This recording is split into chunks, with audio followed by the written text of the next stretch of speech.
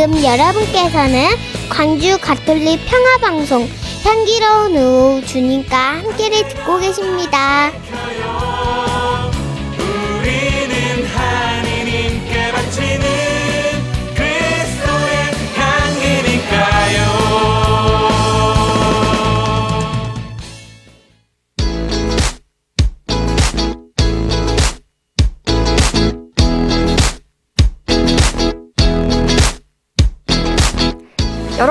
여러분, 교리가 어려우신가요? 사회교리는 더더더 어려우시다고요? 가톨릭 사회교리가 낯설고 어려운 분들은 이 시간 놓치지 말고 함께 해주세요. 세상을 걷는 예수. 광주대교구 사회사무국장 조정훈 안토니오 신부님과 함께합니다. 신부님 어서 오세요. 네, 안녕하세요. 조정훈 신부입니다. 네, 신부님 반갑습니다. 휴가 잘 다녀오셨어요? 네, 잘 다녀왔습니다. 제 여름 휴가 관계로 2주 만에 신부님과 좀 얼굴을 뵙게 되는데요. 좀 그동안 어떻게 지내셨나요? 네, 2주 만에 보니까 더 반갑습니다. 네. 제가 늘 그렇게 한결같이 지내고 있는데, 우리 혹시 아나운서님 담양에 있는 예수 마음의 집이라는 곳이 어떤 곳인지 혹시 아시나요? 저 아는 곳인 것 같습니다. 지난번에 저희 본당에 그 수녀님들이 좀 찾아오셔가지고 소개해 주셨거든요. 네. 저도 바구니에 마음을 좀 보탠 적이 있어요. 네, 맞습니다. 제가 지난 주일에 담양에 있는 예수 마음의 집에 가서 이제 주일 미사를 봉헌하고 왔는데, 네. 원래 그곳에는 지금 은퇴하신 우리 전임 교구장이신 최창무 대주교님이 계시고 또 교구 신부님 한 분이 상주하시면서 이제 전례를 담당하고 계시는데, 지난주에 두 분이 다 계시지 않아서 제가 대신 이제 주일 미사를 그곳에 계신 어른들과 함께 봉헌을 하고 왔습니다. 이 담양에 있는 예수 마음의 집은 가난한 이들의 작은 자매 수녀회에서 운영하는 비영리 사립 양로원입니다. 그 얘기는 정부의 보조 없이 또 수익 사업 없이 운영하고 있다는 건데요. 모든 것을 하느님의 섭리에 맡기고 또 하루하루 모금을 해서 어르신들의 의식주를 해결했던 창립자이신 성녀 잔주강의 정신을 이어받아서 은인들의 도움 또 수녀님들의 모금으로 운영이 되는 무료 양로원입니다. 저도 이전에 교구청 들어오기 전에 있던 본당에 이곳에 계신 수녀님들이 모금을 오셨는데 좀 독특한 방법으로 모금을 하십니다. 보통 어떤 곳에서 이렇게 후원을 요청하면 와서 후원회원들을 모집하거나 아니면 어떤 물품들을 팔고 이제 그렇게 하시는데, 이곳 수녀님들은 그렇게 하지 않고 미사 때 조용히 계시다가 미사 끝날 때쯤 되면 뒤편에 가서 다들 수녀님들이 바구니를 하나씩 다 들고 계십니다. 돈 내라는 말도 없이. 그럼 신자들이 퇴장을 하면서 나가면서 수녀님들이 계시는 그 바구니에 다들 알아서 이제 봉헌을 하고 가십니다. 그래서 수녀님들은 액수에 상관없이 또 그 후원해주는 후원금으로 또 국가의 지원 없이 양로원을 계속 운영하고 계십니다. 여기에 누구나 다 들어갈 수 있으면 좋겠지만 시설도 한정이 되어 있어서 가난하고 의지할 곳이 없는 어르신들이 우선적으로 입소를 하고, 또 대상은 반드시 기초 수급자여야만이 들어갈 수가 있습니다. 혹시 방송을 듣고 계시는 분들 중에서 관심 있으신 분들은 검색어에 담양 예수 마음의 집 이렇게 검색하시면 홈페이지에 들어가실 수가 있고, 현금 후원도 받고 또 물품 후원도 받고 있으니까 꼭 기억해 주시면 좋겠습니다. 네, 담양 예수 마음의 집 많이 기억해 주시면 좋을 것 같습니다. 세상을 걷는 예수, 저희가 코너 참여해주신 애청자분들 가운데 선정해서 소정의 선물을 좀 드리고 있는데요. 자, 그럼 오늘도 선물 받을 기회 드리겠습니다. 지난주 세상을 걷는 예수 방송 들으신 분들은 너무나도 쉽게 풀 수 있는 문제입니다. 퀴즈로 준비했습니다. 문제 나갑니다. 각종 세금과 물건 값에 포함된 부가가치세, 사회보험료를 비롯해 국가가 국민과 기업에서 거둔 돈을 현금이나 서비스로 국민에게 돌려주는 것으로 국민연금, 실업수당, 건강보험급여, 보육지원금, 기초생활보장급여 등의 형태로 나타납니다. 국가적으로 보면 지속 가능한 사회를 위한 제도적 기반이고, 국민 입장에서 보면 납세자의 권리라고 할 수 있는데 이것을 무엇이라고 할까요? 1번 시장임금, 2번 사회임금. 네, 여러분은 지금 향기로운 오후 주님과 함께를 함께하고 계십니다. 제가 문제 한 번 더 내드리겠습니다. 잘 듣고 문제를 맞춰주세요. 각종 세금과 물건값에 포함된 부가가치세, 사회보험료를 비롯해 국가가 국민과 기업에서 거둔 돈을 현금이나 서비스로 국민에게 돌려주는 것으로 국민연금, 실업수당, 건강보험급여, 보육지원금, 기초생활보장급여 등의 형태로 나타납니다. 국가적으로 보면 지속가능한 사회를 위한 제도적인 기반이고 국민 입장에서 보면 납세자의 권리라고 할 수 있는데 이것을 무엇이라고 할까요?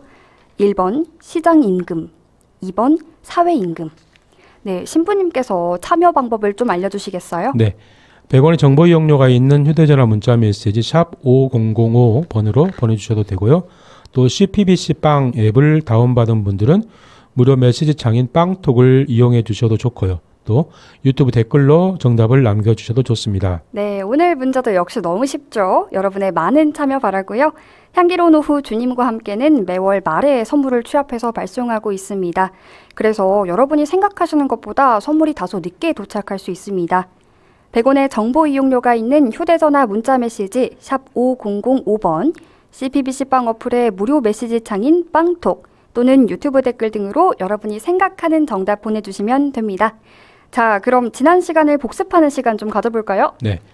많은 노동자들은 자신의 노동의 대가로 임금을 받아 생활을 하죠. 그래서 노동자들은 자신의 임금으로 가정을 책임지고 또 가정의 장래, 미래를 보장할 수 있어야 되는데 우리나라 헌법에서도 국가는 사회적, 경제적인 방법으로 근로자의 고용의 증진과 적정 임금의 보장에 노력하여야 하며 법률이 정하는 바에 따라서 최저임금제를 시행하여야 한다 이렇게 명시를 하고 있습니다. 노동자들이 자신의 노동의 대가로 받은 임금을 우리는 흔히 시장임금이라고 말하는데 이 시장임금만으로 생활하기 참 어렵습니다. 그래서 많은 국가에서는 그 나머지 부족한 부분을 법률과 제도로서 보완을 하고 있습니다. 이것을 우리는 사회임금이라고 이야기하죠. 사회임금이란 노동자들이 각자의 소득 수준 또 상황에 맞게 세금과 보험료를 내고 기본적 필요에 따라서 혜택을 보는 것이죠. 흔히 버는 만큼 내고 또 필요한 만큼 받는 것 이렇게 말합니다. 뭐 교육에 대한 혜택, 의료적인 혜택, 또 해고되면은 실업급여를 받을 수 있고 또 노후에는 일을 하지 못할 때는 이제 노인연금을 받게 됩니다. 그런데 문제는 우리나라는 시장임금뿐만 아니라 사회임금의 수준도 OECD 국가와 비교해서 아주 낮은 것이 문제입니다. 자, 아나운서님 제가 문제 하나 낼게요. 네. 무엇을 설명하는 말인데 무엇을 설명하는지 맞춰보십시오. 네. 인간은 자신의 일용할 양식을 이것을 통해서 얻고 과학과 기술의 끊임없는 진보에 이바지하며 무엇보다도 한 가족인 형제들과 공동체를 이루어 살아가는 사회의 문화적, 도덕적 수준을 끊임없이 드러높이는 데 이바지해야 한다. 이게 인간의 어떤 행위를 설명하는 것인데 무엇을 설명하는 말일까요? 좀 어려운데요? 힌트 드리면 네. 두 글자입니다. 노동 아닐까 조심스럽게 말해봅니다. 잘 찍으셨습니다. 네, 감사합니다. 실제로 제가 방금 읽어드린 이 문제는 요한 바오로 2세 교황님께서 레오 13세 교황님 회칙 새로운 사태 반포 90년을 기념하면서 반포한 회칙 노동하는 인간이라는 회칙의 시작 부분입니다. 제가 회칙 그대로 읽어드리겠습니다. 네. 노동을 하여 또는 노동을 통하여 인간은 자신의 일용할 양식을 얻어야 하고 과학과 기술의 끊임없는 진보에 이바지해야 하며 무엇보다도 한 가족인 형제들과 공동체를 이루어 살아가는 사회의 문화적, 도덕적 수준을 끊임없이 드러높이는 데 이바지해야 한다. 그러니까 노동을 통해서 인간이 그런 일을 할 수 있다라고 설명을 하죠. 네. 인간을 설명하는 말들이 참 많습니다. 특히 이제 호이징하라고 하는 네덜란드 역사학자가 인간을 세 가지 개념으로 좀 정리를 하는데 우리가 많이 들었던 말입니다. 우리 호모사피엔스라는 말 많이 들어보셨죠? 이거 너무 잘 알죠. 네. 인류의 진화 과정을 설명하는 그림과 함께 좀 많이 거론되곤 하잖아요. 그래서 생각하는 인간 혹은 지혜로운 인간을 뜻하는 말이 아닌가 합니다. 네, 맞습니다. 이 호이징하가 이제 호모사피엔스를 이야기했고 두 번째로 도구를 만드는 인간이라는 뜻으로 인간을 또 다르게 표현을 했거든요. 혹시 아신가요? 이거는 제가 방송 전에 좀 찾아보고 왔는데요. 호모 파베르 맞죠? 예. 무언가를 직접 만들고 제작한다라는 그런 특성을 강조하는 의미로 인간을 호모 파베르라고 표현을 했습니다. 이제 세 번째는 호모 루덴스라는 말이 있는데 이게 무슨 뜻인지 아시나요? 갑자기 약간 좀 고대 역사 시간, 인류학 시간이 된 것 같긴 한데요. 노는 인간 혹은 놀이하는 인간이라고 하더라고요. 예. 인간이 무언가를 즐길 줄 아는 특성을 가지고 있다 해서 그리고 이 즐기는 놀이를 통해서 새로운 창조 활동을 할 수 있다는 의미에서 호모 루덴스라고도 표현을 하죠. 그래서 호이징아가 호모 사피엔스, 호모 파베르, 호모 루덴스 이렇게 세 가지 개념으로 인간을 정리를 하죠. 그러니까 이것 말고도 인간을 뭐 부르는 표현들이 참 많습니다. 네. 근데 제가 지금 이제 노동에 대한 이야기를 쭉 하고 있잖아요. 그래서 노동과 관련된 의미로도 인간을 부르기도 하는데 인간이 가장 먼저 했던 일이 무엇일까? 그러니까 질문을 좀 바꾸면 네. 창세기에서 인간이 가장 먼저 한 일이 무엇인가? 우리가 성경 말씀을 읽었잖아요. 네. 창세기 1장 26절에 보면 하느님께서 이렇게 말씀을 하시죠. 우리와 비슷하게 우리 모습으로 사람을 만들자. 그래서 그가 바다의 물고기와 하늘의 새와 집짐승과 온갖 들짐승과 땅을 기어다니는 온갖 것을 다스리게 하자. 이렇게 말씀을 하시고 창세기 2장에서는 이제 하느님의 명령대로 인간이 한 첫 번째 일에 대해서 설명을 하고 있죠. 아나운서님께 성경 말씀을 좀 읽어주시겠어요? 네, 창세기 2장 19절에서 20절의 말씀입니다. 주 하느님께서는 흙으로 들의 온갖 짐승과 하늘의 온갖 새를 빚으신 다음 사람에게 데려가시어 그가 그것을 무엇이라 부르는지 보셨다. 사람이 생물 하나하나를 부르는 그대로 그 이름이 되었다. 이렇게 사람은 모든 집짐승과 하늘의 새와 모든 들짐승에게 이름을 붙여주었다.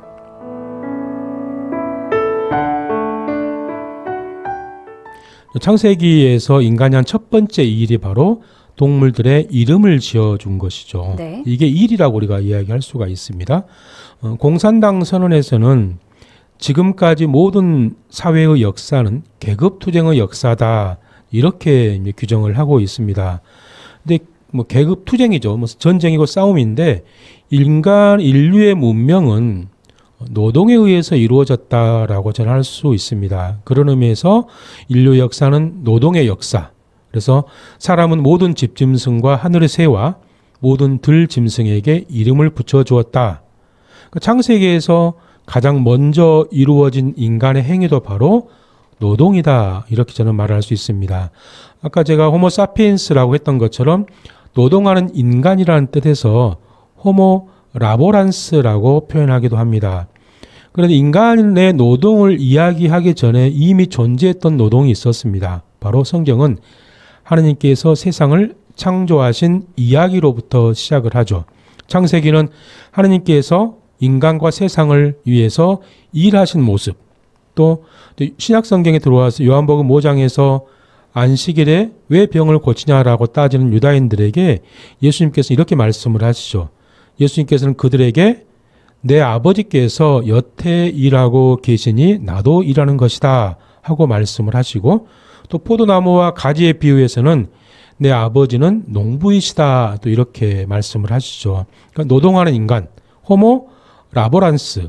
그러니까 인류의 역사는 결국 저는 노동의 역사다라고 이제 말할 수 있습니다. 근데 교회는 과연 이 노동에 대해서 어떻게 설명을 하고 있을까? 아나운서님께 성경 말씀을 좀 읽어주시겠어요? 네, 창세기 3장 17절에서 19절의 말씀입니다.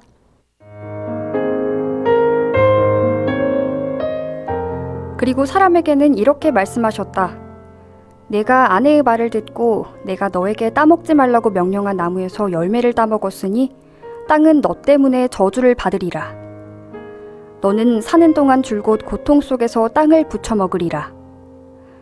땅은 내 앞에서 가시덤불과 엉겅퀴를 돋게 하고 너는 들의 풀을 먹으리라. 너는 흙에서 나왔으니 흙으로 돌아갈 때까지 얼굴에 땀을 흘려야 양식을 먹을 수 있으리라. 너는 먼지이니 먼지로 돌아가리라.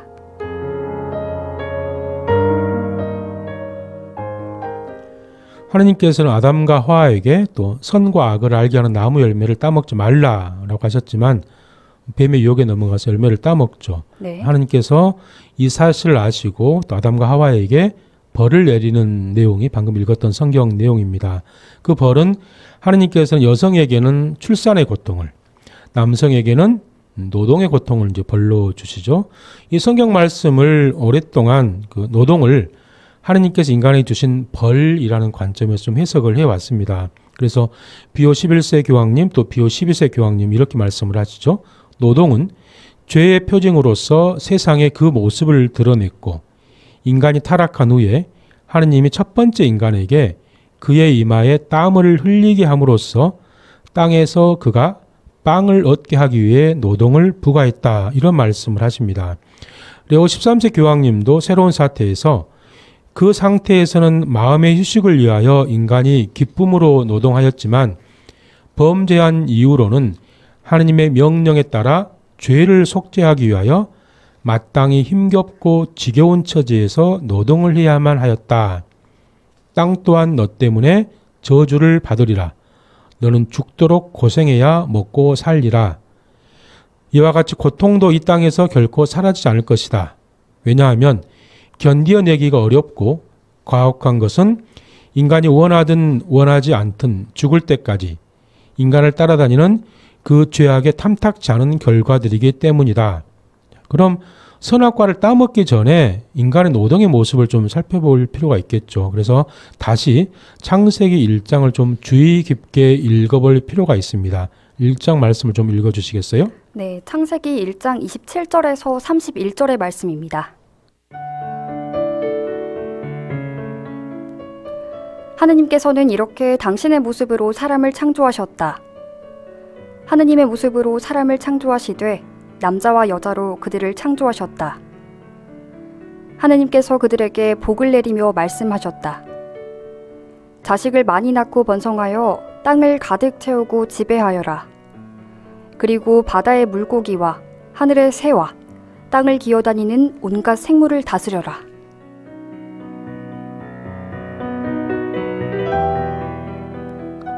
하느님께서 말씀하시기를 이제 내가 온 땅 위에서 씨를 맺는 모든 풀과 씨 있는 모든 과일나무를 너희에게 준다. 이것이 너희의 양식이 될 것이다. 땅의 모든 짐승과 하늘의 모든 새와 땅을 기어다니는 모든 생물에게는 온갖 푸른 풀을 양식으로 준다. 하시자 그대로 되었다. 하느님께서 보시니 손수 만드신 모든 것이 참 좋았다. 저녁이 되고 아침이 되니 엿새날이 지났다.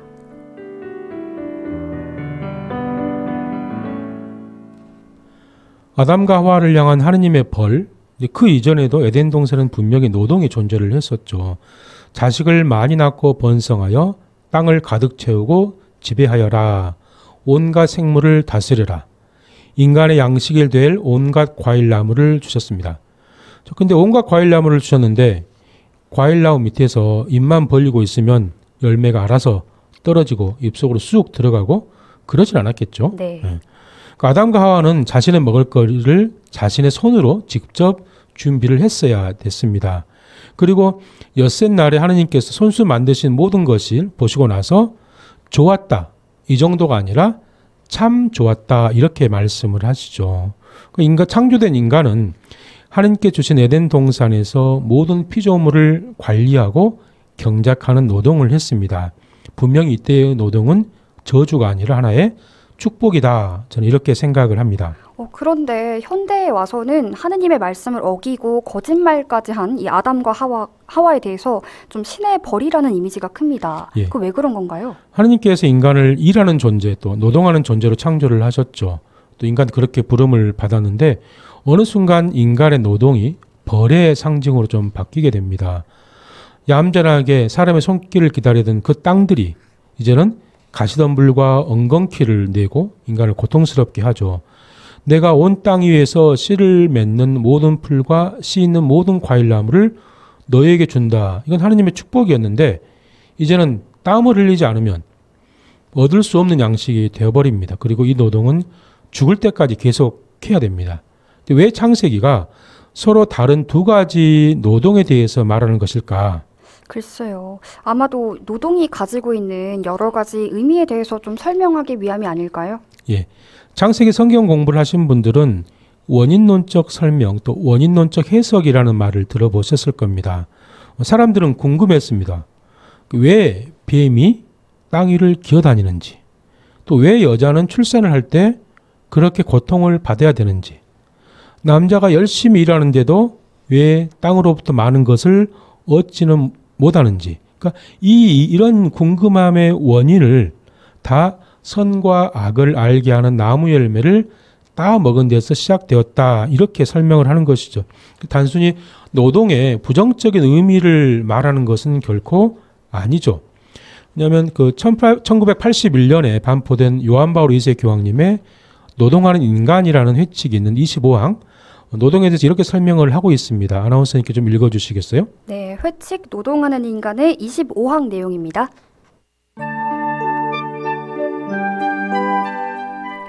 하느님의 계시된 말씀은 하느님의 모상을 따라 창조된 인간이 자신의 노동을 통해 창조주의 활동에 참여하며 자신의 인간적인 역량의 한계 내에서 어떤 의미로는 창조주의 활동을 계속 발전시키고 우주 만물 전체에 내포되어 있는 가치와 자원을 발견하여 이를 더욱더 진보시키고 그 창조 활동을 완성시킨다는 근본 진리로서 심오하게 기록되어 있다.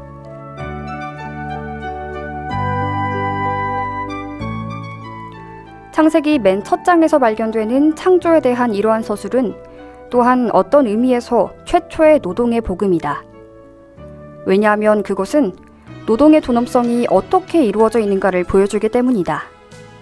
즉, 인간만이 홀로 하느님을 닮았다는 독특한 특성을 지녔기 때문에 인간은 노동을 하면서 자신의 창조주인 하느님을 닮아야 한다는 것을 창세기는 가르쳐주고 있다.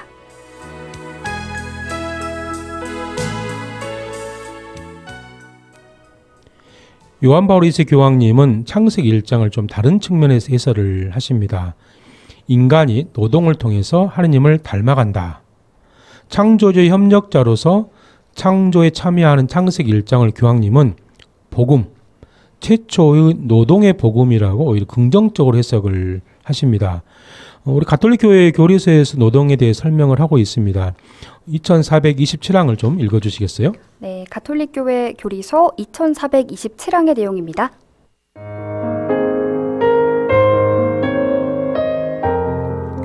인간의 노동은 하느님의 모습대로 창조되어 서로 함께 그리고 서로를 위하여 땅을 지배함으로써 창조 사업을 계속하라는 요청을 받은 사람들이 직접 하는 것이다.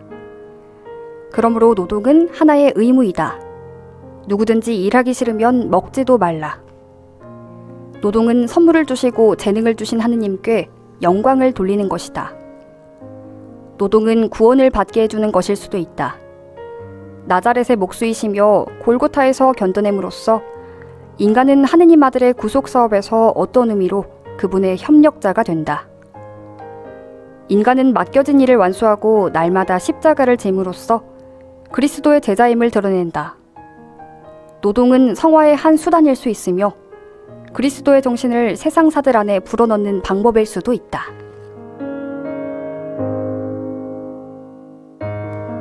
이 교리서에서 이제 노동에 대한 설명을 좀 많이 하고 있습니다. 교리서는 노동이 단순히 물질적인 필요를 채워주는 수단이 아니다. 또 종교적이고 영적인 성장을 이룰 수 있는 하나의 방법이다. 노동이 생계를 위한 수단만이 아니고 신앙적인 성장을 이룰 수 있는 중요한 방법이 될 수 있다라고 이제 강조를 하고 있습니다. 그러면서 노동은 물질적 보상을 얻기 위한 활동이 아니라 인간의 영적인 성장과 성화를 위한 도구라고 말합니다. 그래서 이 관점에서 자신이 하고 있는 일, 노동을 통해서 인간은 신앙을 실천하고 그리스도의 정신을 온 세상에 나타낼 수가 있습니다. 그러니까 우리가 온 세상에 드러내야 되는 그리스도의 정신은 사랑, 희생, 봉사, 그러니까 이 모든 것들이 우리의 일상생활 또 노동을 통해서 실천하고 이제 보여줄 수가 있는 것이죠. 그래서 우리의 일상적인 노동이 단순히 경제적인 활동에 그치지 않고 노동이 신앙을 실천하고 하느님께로 나아가는 중요한 역할을 한다라고 설명을 합니다. 교리서 2460항에서 이렇게 설명을 추가를 하고 있는데 노동의 가장 중요한 가치는 노동의 주체이며 노동의 목적이 되는 인간, 바로 그 자신에게서 나오는 것이다. 인간은 스스로 노동을 함으로써 창조 사업에 참여한다. 그리스도와 일치하여 행하는 노동은 구원의 가치를 지닐 수가 있다. 계속해서 교리에서 설명을 하고 있는데 287항과 또 294항을 좀 읽어주시겠어요? 네, 먼저 간추린 사회교리 287항입니다. 노동은 가정을 이루고 유지하기 위해서, 재산권을 갖기 위해서, 인류 가족의 공동선에 이바지하기 위해서 필요하다. 노동 문제가 사회생활에 미치는 도덕적 영향을 고려할 때 교회는 실업이 무엇보다도 젊은 세대에게는 실제로 사회의 재앙임을 지적하지 않을 수 없다.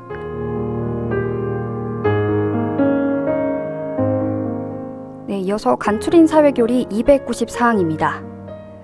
노동은 인간의 천부적인 권리이며 소명이기도 한 가정 생활을 이루는 기본이다. 노동은 생계의 수단이 되며 자녀 양육을 보장한다.